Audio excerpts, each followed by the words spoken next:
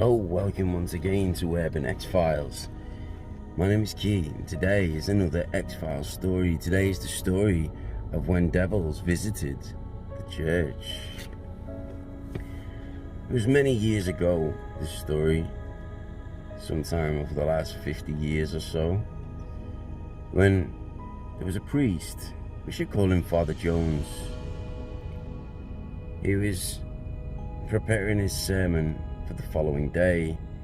He was in two minds whether to continue with the sermon due to this awful winter weather that we were having at the time. Some gale force winds, snow, sleet, rain, the worst. Now, it came to Sunday service when Father Jones decided he would open up the church early to turn the heating on to warm up the very, very cold church. So as he entered the church, he heated the building, and then he prepared himself ready for any churchgoers who were brave enough to venture out into this cold weather. So Father Jones steps up into the pulpit, and before he starts, he sees the solid oak doors burst open, followed by sleet, snow, rain, wind. As the doors burst open with this awful weather entering the church, he was surprised to see so many parishioners enter the church as they look forward to their Sunday sermon, their Sunday service from Father Jones. So, after Father Jones begins the sermon, with only 5 minutes into it, Father Jones was startled by a loud, cackling laughter that echoed through this church. He's seen his parishioners also notice this awful laughter, this demonic laughter. It startled Father Jones quite considerably, as he'd heard this laughter before, many years back. Father Jones then began the Mass, reading the Acts of the Apostles, until he realized what was happening. The parishioners weren't exactly there for Sunday service. He was startled to notice that every single person sat in his church had horns and a demonic looking face. The laughter turned to snarls, and as Father Mark Jones stood in his pulpit, he continued to read. He realized these demonic creatures were here to mock him. And although it was frightening and very surreal, he continued not to show the fear he was feeling. Father Jones bravely carried on these readings from the Bible, and he was met with shouts of liar and other blasphemous words, offensive words, indecent remarks, stuff that is unable to be used for any form of social media or stories today. It was that obscure, awful words. Father Jones then discontinued the Mass, and then he began to carry out the rites of exorcism, for he knew this was the only way he would be able to free himself away from these demonic creatures. It shouted, "You don't believe in God yourself, you damn hypocrite," screeched one of these evil entities, and he gave the priest some rude hand gestures. Except they weren't hand gestures, they were with some form of claws, hooved feet, long claw nails.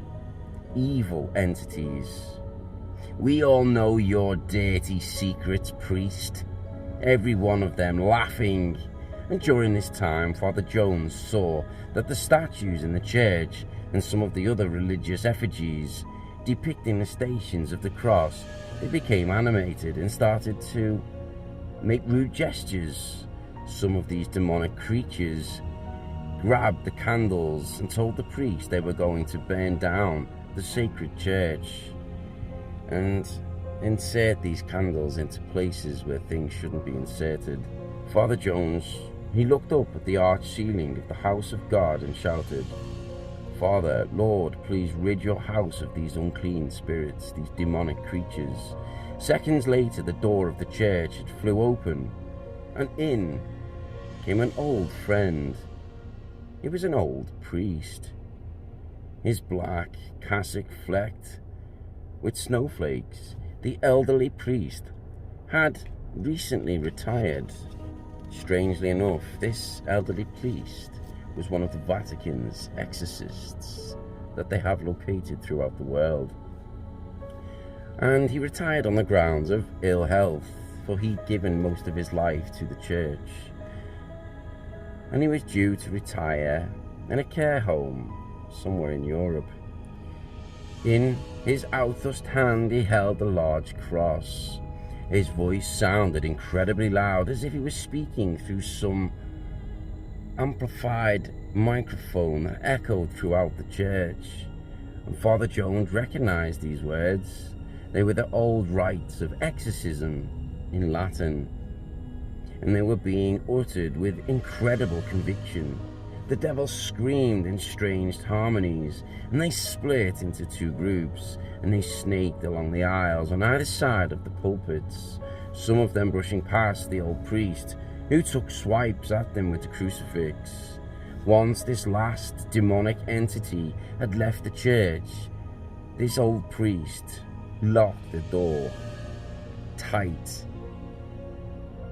And then he turned, and he seemed exhausted. As he came down the aisle towards the pulpit, Father Jones ran towards his priest's aid, and he managed to arrive before the old priest collapsed. "Thank you for driving them out of here. If I only had half of your faith," he told the elderly priest, who was now smiling. He said how he'd been at his window looking out at the quarters of the priest's house, as he was thinking about his retirement from the church, when he'd seen these abominations gathering near farmland some distance away. Obviously, this pre-planned attack. They'd all been assembled around a tall figure, and the old priest stopped short of stating that this had been you-know-who. He then told Father Jones, "Be on guard, be vigilant at all times. Not only can the devil cite scripture, he can even enter the house of God, as you have seen this morning. Take this and remember the power behind it," the old priest said, handing over his weapon against evil, his large crucifix. He then said he would have to go back to his quarters because he was so tired. And before he went, he said, "This decade will surely see the return of devil worship and unspeakable horrors to engulf this world." "Let me escort you back to your room, Father," said Father Jones, full of concern, but the priest waved him away and said, "Lock this door after I have gone and prepare for the battle to come." Father Jones was a bit taken back by these words of utter fear that would be distilled into this man's heart, for he knew these demonic entities were real. They were not some form of make-believe child's hearsay talk to scare children to be good. These abominations were real. These abominations attended church. Now, whereas this would fear in most people, this actually managed to give some more power to the belief of God, for he knew that if these entities, these evil entities, were able to enter the church of the Lord, that the Lord must be real. When the priest cited the words of the exorcism in Latin, these demonic creatures understood every word. This is why these demonic creatures left, and they did, for they knew the power of God, the power of Jesus Christ. That belief in the Lord was strong enough to defeat these demonic creatures.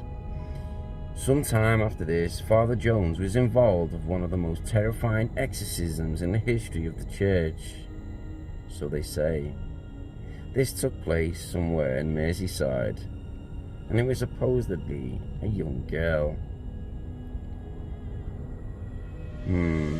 A doctor had been called, but could yet find why the young girl's stomach was swollen.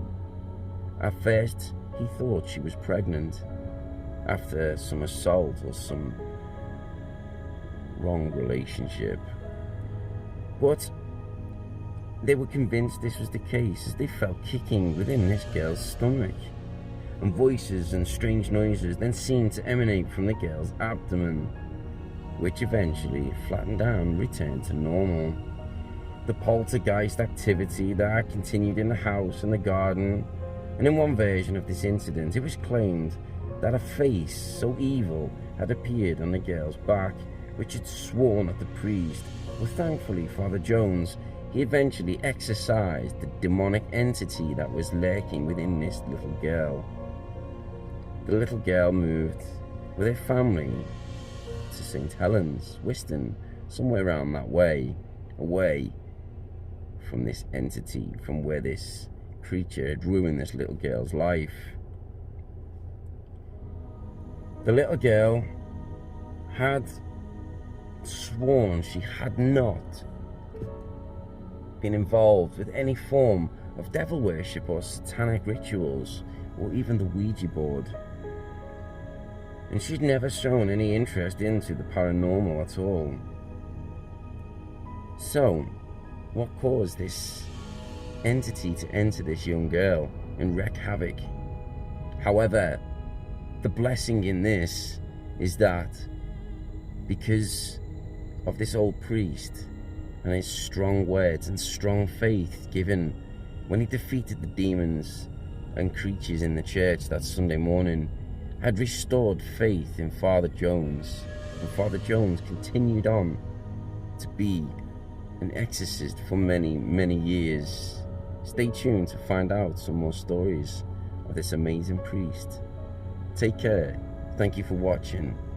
See you in the next video.